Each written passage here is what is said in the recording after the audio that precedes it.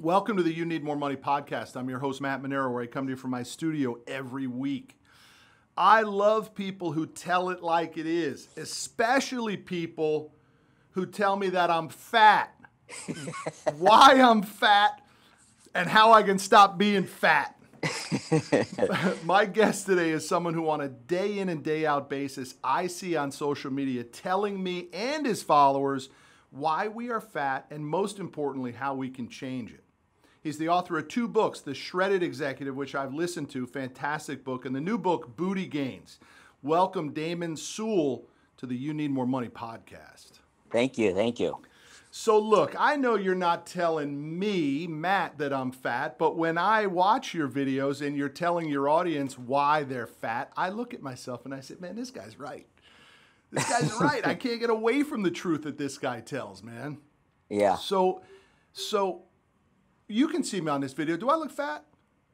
Absolutely. Absolutely. You're what I would consider obese. And see, before we go there, understand this. Most people in America today are obese.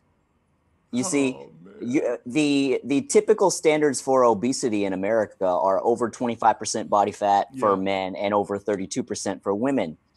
The majority of Americans today are beyond that. Yeah, I'm 33%. I'm 33%. Exactly. So you're 8% over. Yeah. So you're obese. You're obese as fuck. So listen, here's why it don't bother me. First off, I grew up with an adopted dad who called me idiot, stupid, retard, moron my whole life. So I'm good with people calling me out. But I say to my wife, like my wife will say, do I look fat in this dress? And I'll say, no, baby, you look great. And then I'll say, do I look fat in these pants? And she'll say, no. And I said, no, listen, it's different for me. I want you to tell me I look fat in these pants because that's the stuff that puts me in the gym. Tell me the truth. Tell me. Exactly. I'll never say it to you, honey, right? Because I know my wife. That's not the right way to motivate her. But when somebody says you're obese or you look fat, dude, that's good for me. I like that stuff. And see, my entire career has been built off of my brash style. Yeah. You see, I'm very, very straightforward and blunt and straight to the truth. And it's just honesty, you know, and the problem with most people who are in my profession is that they try and sugarcoat it. They basically try and blow smoke up your ass. You're like, oh, you're doing so great. I'm like, bitch, you haven't lost a pound in 6 months. You ain't doing great. You got to get your fucking shit together. But here's the deal, man. It's the hardest part about your business, though, because on one hand, you run off clients like that. Most personal trainers don't talk to their clients because they need their clients. You are very correct. But those trainers who don't do that lose those clients anyway. Because those clients aren't getting results. Yeah, and they complain about the soreness, so they don't want to do the workouts that are that Not even that. When you have a client that's been coming to you for a long time and they're not getting results, they're going to stop coming. And they're going to stop coming because the trainer's not doing their job to hold them accountable, to teach them how to eat right, they're not training them the right way, so they're not going to get results. That client is going to leave. And see, the people who come to me, I have my own market. Right. So you see what you see on social media. The people who are attracted to my style of personality, those are my people. Yeah. Those are the ones who come to me. The ones who are a lot more sensitive and they need more of a pat on the ass, they're not my market. I don't want to train you. Okay. You can go to my wife. My wife trains too. She's the alter ego. I don't want to deal with you because I'm gonna make you cry, and I don't want to hear it. And this is the other side of it too. I found that the average person today plays victim to their circumstances, to their lives. Oh, I can't because I'm too busy at work. I have this kid. I got 5 kids. I got this. Shut up. I don't want to hear it. Stop making excuses. There's people who have more businesses. They got more problems than you. They got worse pasts than you. They got way more stuff going on than you, and they still make it happen. Stop playing a victim. You are responsible. Oh, dude, we're going to get into it today, man. We're going to get into it today, man. Because half of me does like somebody calling me fat. Another guy doesn't like, I really don't like being called obese. That's different, right? I didn't use that word. I used fat, not obese, all right? So look, Let's go back. You were brought up in Houston, Texas, and I listened to The Shredded Executive. I loved the book. Weird format that it comes in, though. You know, I wish it was on Audible because then I could get my hands on it. It was kind of a weird, it came in that MP3 format, which was kind of odd. Yeah, I distributed it myself. I originally was trying to put it on Audible, but they have like this, their process of approving the books to get it on their platform. It's such a pain in the ass. They're using like some team in India, and they kept responding with the same. Every time I would submit it, I would fix whatever issues they had. They would respond with the same thing. And I'm like, look, people, my followers don't care. You can hear a fucking mouse click. Okay. I'm cussing at them in the whole book. I got it. So I'm like, you know what? I'm going to figure out a different way to distribute this book. So I figured out a way to market it or to distribute it myself. But here's what drew me in. That part when you were doing your intro and you were actually thanking your mom, right? Oh, man, my mom is, man, she's the shit. So, I mean, you got emotional on the book in the studio. And that was funny to me. I was like, somebody must have made the decision to leave that in versus re-record that, because when I did the audio version, I did the audio version of my book, and I was telling the story of my brother-in-law in the book, and I got very emotional, and they wanted to re-record over that. So, so we did. But in yours, I mean, you know, you got real choked up, man, and stopped you for a little bit. So, what was going on as a kid? Take me to the dinner table. What was the conversation? Oh man, see, I grew up single mom, raising 2 kids, and I was the oldest child of 4 years. My little sister's 4 years younger than I am. And man, our entire lives, she was constantly working 2-3 jobs at a time just to try and put food on the table. And me being the oldest one, I saw her struggle the entire time. I mean, there were times where, like there was one time where we got an eviction notice on our apartment, and I was actually the one that answered the door and got that letter. And it was just seeing her struggle, you know, to raise us growing up. It was really rough, and it was really rough for us as kids too, because there was a lot of things that I wanted to do as a kid. You know, there was a lot of things that I wanted to have. There's a lot of, you know, I wanted to be able to go to like football camps and things like that, you know, because I was obsessed with football when I was a kid, but mom couldn't afford it. You know, there's a lot of things I wanted to do with my life that could have completely transformed the direction that my life went in, but because financially we couldn't afford it, you know, my life took a different turn. But at the same time, you know, seeing her struggle like that, and there was some moments, man, where there was times where I would actually see her, you know, she would have like just a little bit of change in the car, right? In the little ashtray, right? And we needed something to eat, and she would take us to Taco Bell, and she would buy us something like off the 59-cent menu back in the day, right?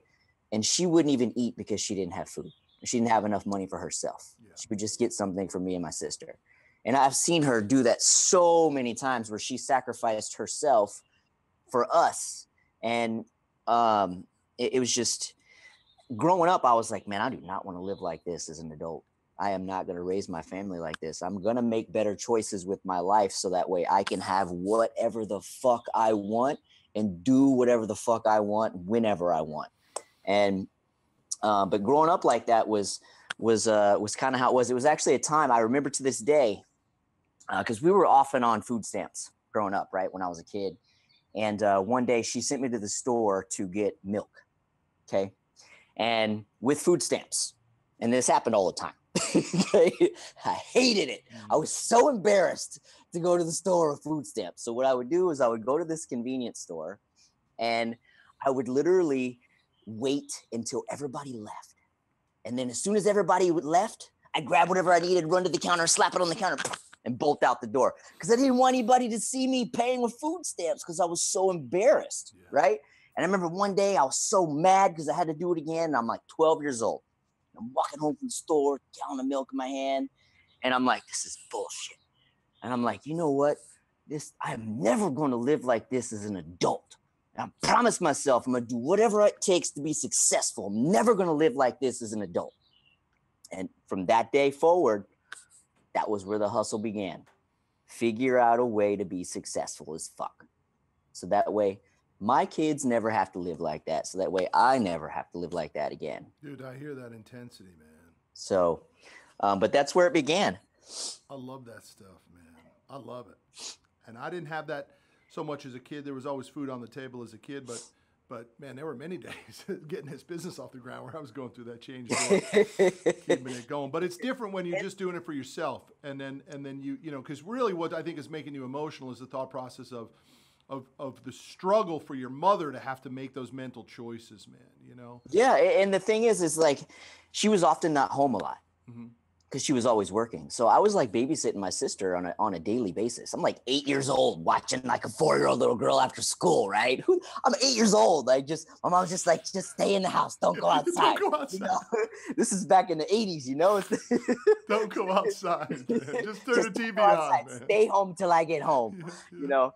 And then my father was never involved in my life, my entire life. So I actually didn't even meet him until I was 28. Never spoke to him, never got a phone call, never got a letter, never got anything. So, so that was a whole nother side of it. So being that I grew up like that too, I had a lot of emotional issues from that as well too, which I actually didn't even really figure out until I was about 18, 20. That's when I started to realize, like, man, that's why I'm fucked up. But dude, I relate to that. I mean, my real dad split when I was 6 months old. I never saw him. I never heard from him ever.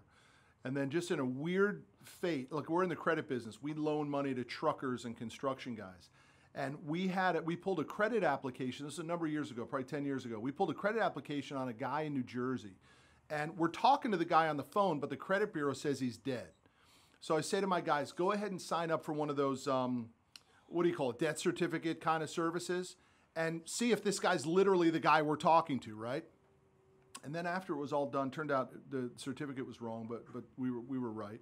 And I said, man, I have this memory of my real dad in New Jersey. And I said, type in this name. And they typed it in. His name was Thomas J. Lemish. And wouldn't you know, his death certificate pulled up, man. He died at 61 years old of heart failure. And, wow. And I called my mom. I said, man, you're never going to believe the story. She's like, oh, hell, his whole side of the family had heart problems. His father died of a heart attack. His brother died of a heart attack. I'm like, for Christ's sake, nobody ever told me this, that I could have, you know, DNA heart problems going on. And it's not genetic, bro. You it's don't lifestyle. Think? No, it's lifestyle. No shit. And yes, shit. Come on, man. There's got to be some baked in the box. No, being 33%, you're guaranteed to get it. Oh, fuck. I told you, Billy. I told you it's going to be a tough one, You're Billy. guaranteed to follow in that same path. See, it only seems genetic because you're following in that path. Exactly. Yeah. You're driving the same freeways as your family. You're going to end up in the same fucking city. Oh, boy. Well, listen, I don't want to be a dick about it and be cavalier about it. I know you're right. And that's so what are you going to do about it? Hold on, big guy. Don't skip that. We're going to get to it. You're going to give me the whole plan before this thing's over. Okay, but was it your uncle or your granddad that did have a male influence in your life? Because there was a male influence. It was both. It was both. My grandfather and my uncle were like they're my heroes growing up, man. So you had a hero growing up. So I'm actually third generation Marine Corps. Okay, my grandfather was 26 years. My uncle was in, and then I was the third generation. But my uncle and grandfather, kind of, you know, because me growing up without a dad, they kind of stepped in to kind of give me like that male role model. You know, especially my uncle. He was like my big brother. He's about 10 years older than me, 12 years older than me. He's kind of like my big brother. So he was the one that kind of stepped in and just kind of taught me a lot of the man things, you know. Was that your mother's brother? Yes. Okay. Yeah, it's my mom's little brother. Okay. So, and he's still like, I love him to pieces. He's like, we are still to this day super, super tight. I mean, just randomly we text message each other. I love you, bro. So at the end of the games, you were looking in the stands for him? Well, see, he worked a lot, so he didn't go to my games. Yeah. But he was definitely, from when he got out of the military was when we started spending the most time with each other, which was when I was about 12. That was whenever he became really, really involved with my life and was just kind of teaching me a lot of things and man stuff. What brought you to the military? Looking for a way out? Yep, definitely. That was step one, was getting out, because I kind of grew up in the hood too. So it was kind of like I didn't really know what I wanted to do with my life out of school yet. And being that my uncle and my grandfather were in the Marine Corps, my uncle used to tell me really cool stories and stuff like that. And I'm like, you know what? Maybe that's what I want to do. What I want to do, and that will actually get me out of Houston. So when I was actually 17, I enlisted in the Marine Corps, and my mom had to actually sign for me because I wasn't even legal yet. And as soon as I graduated high school, gone off to California, and I've been here ever since. Oh, that's what brought you to California. Camp Pendleton brought you to California? I went to Camp Pendleton for boot camp, and then when I got out, I was stationed in 29 Palms, which is out here in California as well too. And then when I got out, I stayed out here in California. Got it. That's what brought you to Cali. All right. It's a tough place to leave, man. Yeah. I left. I lived in Newport Beach for a couple years before I moved here to Dallas. Oh, nice. But I live in Irvine. Okay, got it. So you see, how long you been out there now? Since 97, so 21 years. So you've seen all the changes too then, man. Oh yeah. There was nothing out here when I first came out here. I know. Remember how it used to be separated? I mean, it was LA, then it broke for a little while, went to Orange County, then it broke to San Diego. Now it's all one just big highway. Yeah. But I do love it out there. So after the military, were you a fitness guy in the military? I mean, was it easy for you to do PT and all that, or was it hard? I've always had this obsession with fitness since I was a kid, man. Matter of fact, my uncle is the one that introduced me to weight training when I was like 8 years old. Okay, he was the first one that introduced me to bench press and barbell curls, and did you have the plastic dumbbells? Yes, with the concrete inside with the plastic cover. I had those. Yeah, I had those. And he even gave me one of, those Arnold, the arm blasters that you wear like this, and you do the curls. He gave me one of those too. But that was where it all began. And that was kind of where like the spark took off. And then when I went to the military, I played sports all through high school and everything. And I did a lot of training on my own. After school and everything for football and stuff. And then when I went to the Marine Corps, it was the same thing. I mean, I was in the infantry, so everything's very physical there. So, I mean, we get up and run at 5 a.m. every day. No problem for you. You were totally down with that. Yeah, we run, then go to the gym, then go eat breakfast, and then go through our day. And then at the end of the day, I would go back to the gym for a few more hours. So as I started moving up in the ranks in the Marine Corps, I became in charge of keeping my men in shape, right? And because for the ones who can't hang, you got to give them extra PT to get them in shape. So, because you're responsible for them. If they can't hang, you got to get them to where they can. So that was kind of where the actual training aspect came in, to where I started taking more responsibility onto others, besides myself. So here's the thing that I wanted to get into today, and we already started it before we even turned the cameras on, but here's what's interesting to me.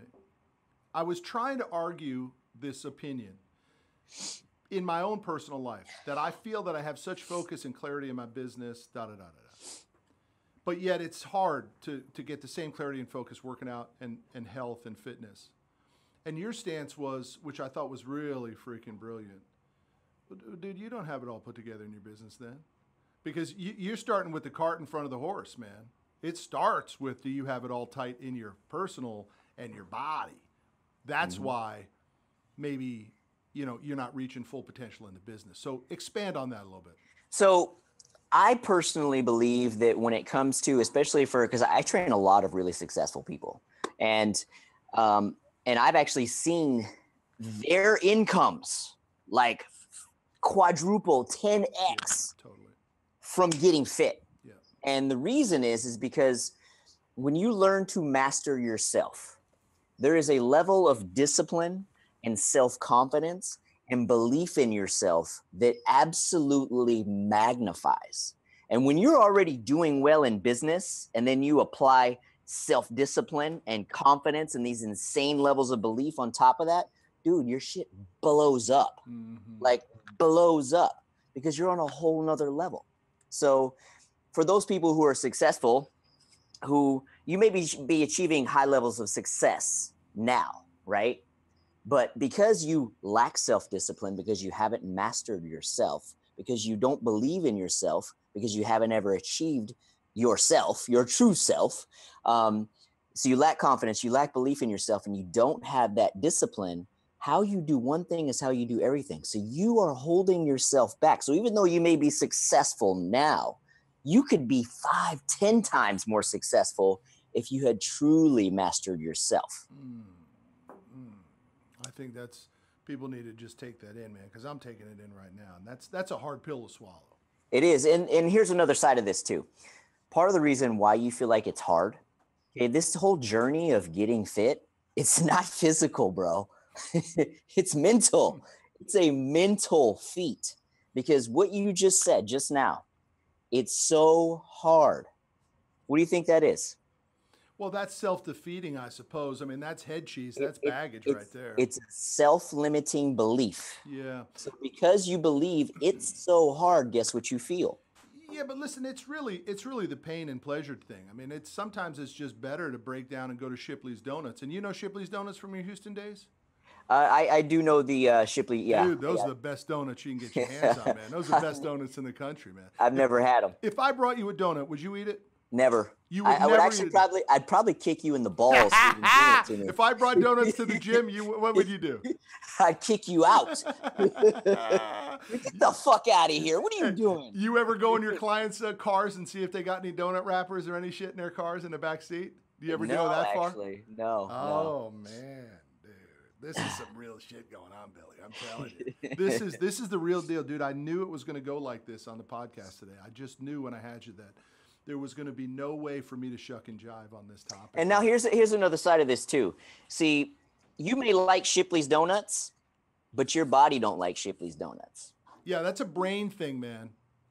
No. It's an addiction thing because of the sugar and the flour and the donuts. It's highly palatable, which basically gets you high as fuck, which is why you like the Shipley's Donuts. But what ends up happening is you blood sugar crash, you inflame your brain, which slows your productivity, which actually makes it to where you suck for days afterwards because you had Shipley's Donuts. I remember I was juicing like crazy about 6 months ago. It was some of the best I remember that. And you responded to me and you said, when you get your macros down, dude, you're going to feel like Superman, right? You will. But I never got the macros down. Why not? I just couldn't stay disciplined enough to get the macros down, to actually cook it in advance, to weigh it in advance, and do all the shit you talk about. It's fucking harder than it is to just go to fucking Shipley's Donuts. What did you just say again? What did you just say? Hard. See? Your belief right there. Yeah. That's why you're 33%. Because you have the belief that it's hard. Let me ask you a question. You have to change that belief. When you look at me, how much weight you think I could lose? Well, I'd have to actually see your body fat percentage or see you shirtless. So if you want to take your shirt off right now, we can decide. Come on, man. Hell no. Well, let me tell you something. You want to know what's fucked up? How much do you weigh right now? 3 bills. 3 bills? Yeah, 300 pounds. 6'2", 300. Holy shit. Yeah, I'm a 46'30". I'm a 46'30". You got a good 100 pounds. 100 pounds? Yeah. Dude, that's 200 pounds. Exactly. You should be a ripped, like 190, 195 tops. No way, dude. I was 230 when I graduated high school. Best shape of my life, if you will. And you weren't ripped. No, I wasn't ripped. Exactly. So, which means your body fat was still high.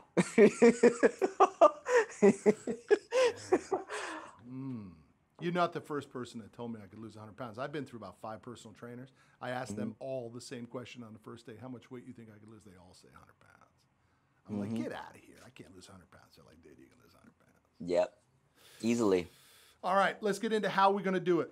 All right, not just for me, just for anybody, because this is the biggest fucking problem that everybody has, man. It's this disparity, this out of balance. So give me the key traits of people that actually make the change. And I've seen the before and afters on your website and on your socials. You got some people, and when you used to talk about ripped, I mean, you got some people that are getting shredded. So what are the key traits that those people are embracing or changing to? Number one, like I teach in both the books, is your mindset. Because if you don't get your mindset in check, for example, you keep saying it's hard so you have this belief, it's hard. When something's hard, what happens? We quit. Exactly. When something's hard, do you want to do what it takes to get there? Fuck no. You would do everything to avoid it. Yeah.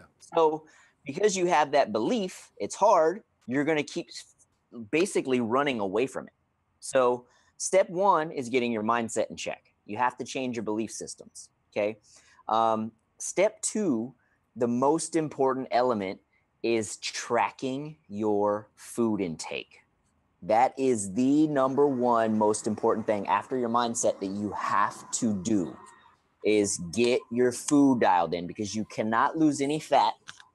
Hold on.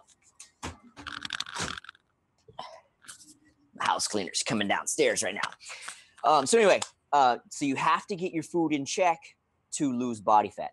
For those of you who are listening right now, the only way, okay, I'm sure all you guys see all these diets. There's like a bajillion diets out there. If you're on social media, I know you're seeing there's tons of ads being run right now for like the ketogenic diet and so forth, and paleo diets and things like that, right? Okay, here's the magic. Every single one of these diets all do one thing, okay? And if you don't do this one thing, no matter what diet you do, you're not going to lose shit, okay? And that number one thing is you have to create a calorie deficit. So if you're not tracking your food, you have no fucking clue how much you've eaten. Dude, it's just like in business, man. It's like you can't close enough deals if you ain't tracking your calls and your talk time and all. It's a metrics that has to be tracked for success. Exactly, exactly. And just like Darren Hardy says, all winners are trackers. Apply that to your food. If you want to win, you have to track. And that means, so for example, so when you're tracking your food, whatever your daily calorie intake is, or your limit, I should say, when you're done, you're done. For me, that's probably about 2,300 calories. For me, that's probably about the number. And I don't care if it's 2 o'clock in the afternoon. If you hit your 2,300 by 2 o'clock, you're fucking done. You starve until the next day.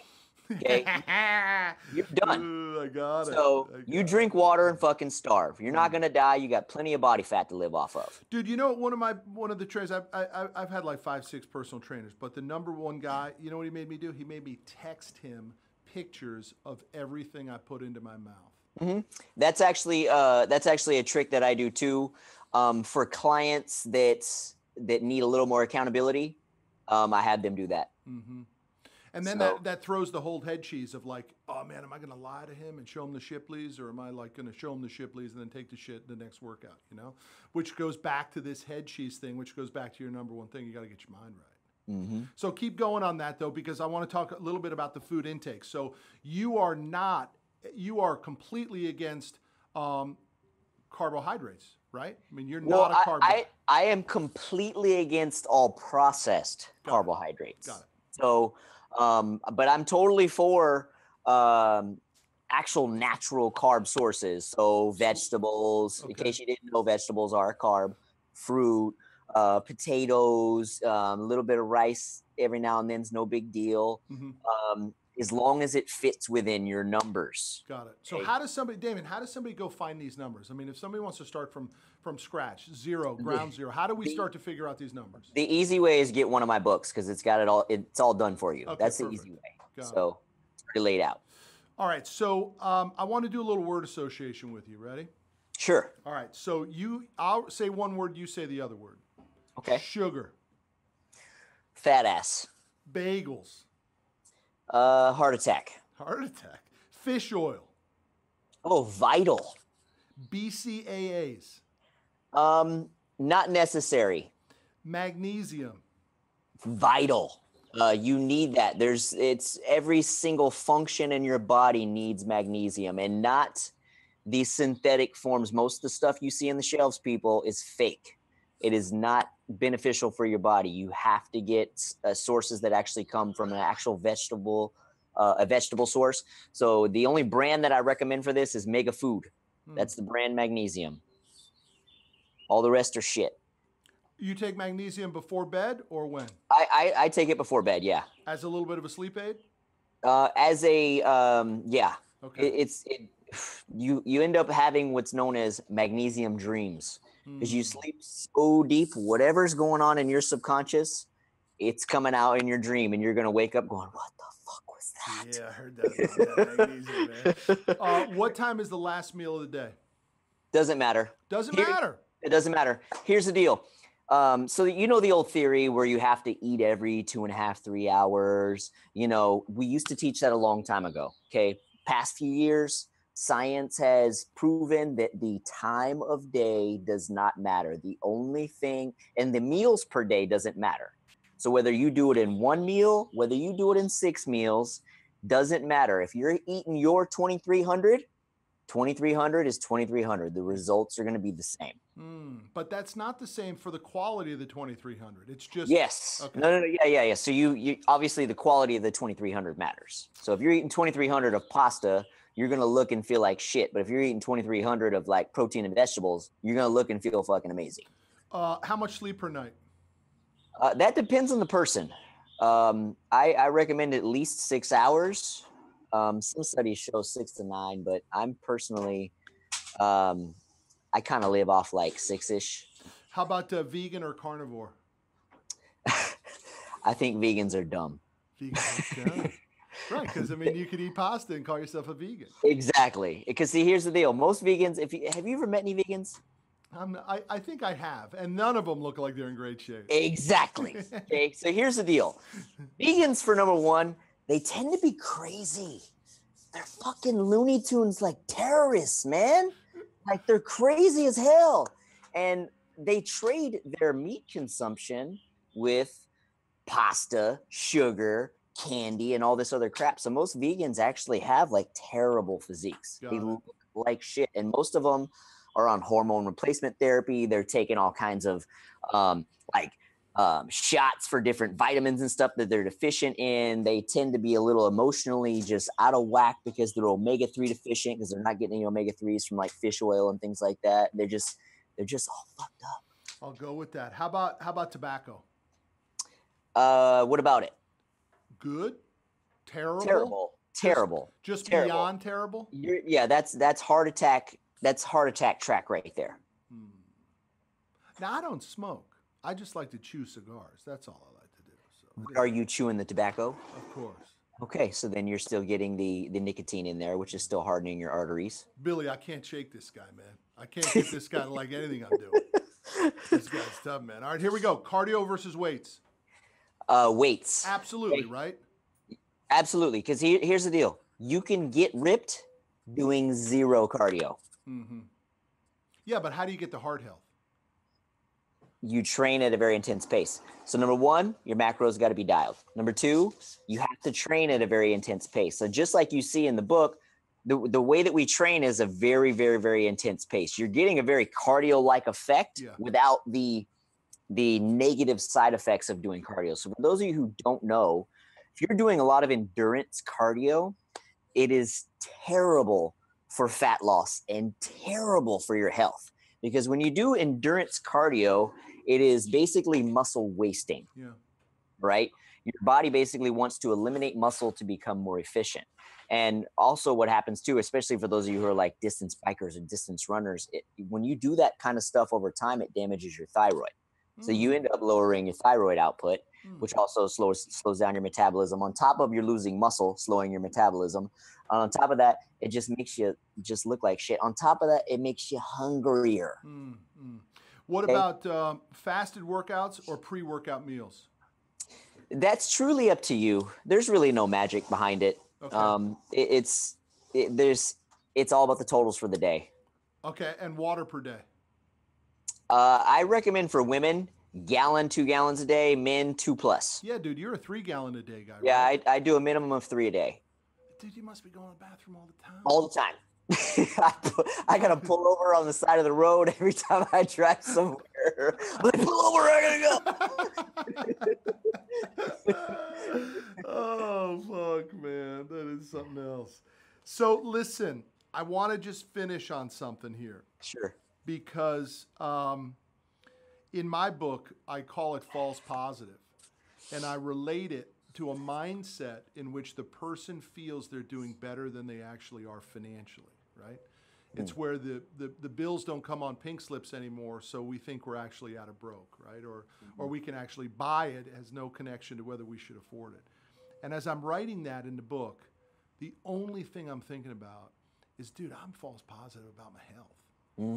I work out with a trainer. We do a boot camp. I bring a personal trainer into my office for the entire company. I pay for it 3 days a week, Monday, Wednesdays, and Thursdays. I do that workout.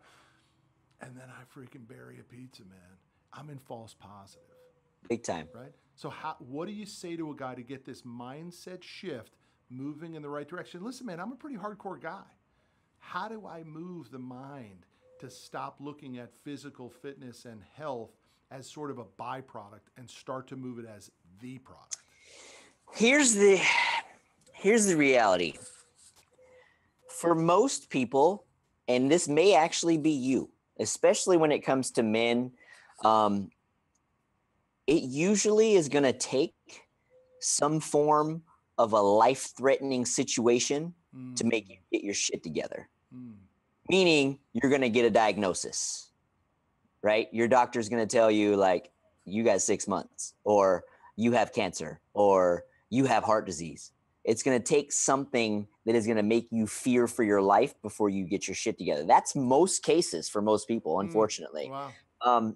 Really you just have to make it a priority. It has to be your number one thing. Like, you have to want it. You have to set goals with your fitness just like you do with your business. Yeah, man. So you have to know, like, all right, what do I want to look like? What do I want to feel like? You know, and you have to set goals for that, just like you would in business. How long could it take me to lose 100 pounds? That truly depends on your effort. I get that question all the time. How fast? Well, right. How fucking hard are you willing to work? Come on, give me some idea though. What is it? That's the question. But the is it 10 pounds a month? That's 10 months. Is it 20 pounds a month? For you or you out, you should be doing 20 plus. 20 pounds a month dropping. Yeah. At least for your first good 3, 4, 5 months. See, so dude, that's 3 months. I could change my fucking life. Yeah, big time. My record holding guy lost 95 in 7. 7 months. Mm-hmm. So here's the deal. He lost 31 the first 30 days. But dude, I might feel so much better after 60 days dropping 40 pounds that I might be like, man, I'm good. How do you keep the person moving past that? Here's another side of this, okay? You are where you are because in your mind, that's what you see. That's your self-image. Your self-image is of you being 300 pounds. So anytime that you go to lose weight, as long as you have this self-image of you being 300 pounds, you're going to eventually Shipleys Donuts and Pizza and get back there. Billy, I found something I got him on. Listen, man, I don't see it. I see myself as fucking Arnold. Are you kidding me? I don't see myself as 300 pounds, dude. You're kidding. If that was the case, it's only when I look in pictures that I see that. But dude, my mindset is I look like fucking Arnold. If that was the case, you would look like Arnold. No, I'm telling you, I think I look like Arnold, man. You're not even close. You need to take some photos and get a little reality check. Dude, what do you think it is? That's why I think I video these podcasts. I got to look at my ass afterward and say, damn, look at that double chin, man. Somebody work on the fucking light in here, I say to these guys all the time. Listen, man, we're not playing with monkey business here. I mean, this is so freaking serious. And how does it connect to people's money? I love what you were saying even before we came on. We touched a little bit on camera, but the reality is, man, until you get the personal stuff dialed, and so much goes into play here. Let me ask you this crazy question. I had a personal trainer tell me this one time. You ready for this bullshit? Mm-hmm. He said, man, you better be careful if you lose too much weight. Or if your wife loses too much weight, it might fuck up your marriage. Have you ever seen that happen where one person Actually, that's true. And here's why. Okay? Most people, when they get in relationships, guess what they connect over? Food. Yeah. Okay? When you connect over food, one of them takes that away and gets in shape. This one's still trying to connect over food. Guess what happens? Yeah, man. There's no connection. Okay? That's why it's vital that you both get on the same page, or at least support each other on each other's journey. Yeah. So that actually is true. That's why you'll find like a lot of couples, who especially like really obese ones, you'll have one that'll start getting in shape. They end up divorced because the other one doesn't want to change. They don't want to change. This one's like, fuck, I don't want to be fat anymore. I want to be fit. That life over there sucked. Like, and they get fit. They end up divorcing because they no longer connect. Yeah. Because they only connected over food. I totally. They never connected over a relationship. They never connected over anything else other than let's go eat ice cream. Let's go have pizza. So, Daymond, can I lose that weight in working out 30 minutes a day? Fuck no. How many hours I got to work out to do that? You need to be doing at least 60 to 90 minutes a day. I mean, you could do it in 30 minutes a day, if you want it to take 6 years, it's gonna take you for fucking ever to get there 30 minutes a day. 60 to 90 minutes a day. Yeah. Mm-hmm. Which is only a little bit more than 4% of your day. Yeah, no, that's so important. Yeah. For most of you who are business owners listening to this, the easiest way to create time to work on yourself is early morning. Because let's be real, most of you try and do the whole after work thing. Guess what happens after work? Yeah, you're worn out. You're fucking tired. You're drained emotionally. You've had a long day putting out fires. You've been fucking hustling all day. You're exhausted. You just want to go home and turn off, right? So you have to get in the habit of getting up early, sacrifice some sleep, get up early, train first thing, then start your day. Mm-hmm. See, when you start your day with your fitness first thing, especially in the early morning hours, 4 a.m., 5 a.m. in the morning, the world's not awake yet. So you're not going to be distracted by your kids. You're not going to be distracted by your employees. You're not going to be distracted by your business. You're going to be able to focus on you. And then on top of that, you're going to get an endorphin high afterwards. So your actual day in business is going to be way more productive. Yeah, plus you'll sleep a lot better. That too. But, people ask me, what's my biggest regret in business? And I used to answer it with this answer. I used to say that I waited too long to scale the business, right? I thought that we needed to be small. I needed to be involved in everything. I couldn't trust anybody. And that was my biggest regret. But that's not true anymore. I'm 49 years old. My biggest regret in business is that I let my health go to shit. I traded my health for the success of my business. That's like that one quote from the Dalai Lama that says that the number one thing that disturbs him about human beings is that they basically spend the majority of their lives chasing money and then spend the very end of it and all their money trying to get their health back, right? Yeah. So they basically sacrifice their health for money and then spend all their money trying to get their health back. But by then it's too late. Yeah, the Dalai Lama also says, or maybe Buddha says this, you can't have darkness in one area of your life and light in the other, Ooh, I like that. I haven't heard that one. It's all got to be connected. It does. It does. Like I said, when it comes to success in life, it begins within yourself in the gym. So let's talk about the book, Booty Gains. Like I love the title Shredded Executive, right? And I think there's a big market for that book. But Booty Gains, talk to me about Booty Gains. Like, is it specifically for women to get a good booty? I mean, what's Booty Gains all about? Yep, it's specifically because when it comes to women, especially with social media today, they see all these fitness models with these booty shots every day, all day. So every woman today wants a nice ass booty, and every man wants a woman with a nice ass booty. Okay, so I've had this book in my head for years, man, and I actually kind of put it on hold when I was writing the Shredded Executive, and then for a while it was just marketing just that, 6 packs, getting people ripped and so forth, and then just last year just finally decided to pull the trigger on getting Booty Gains written, because it's something I do with my ladies anyway, because I train men and women. Yeah. And my women, we train booty every day.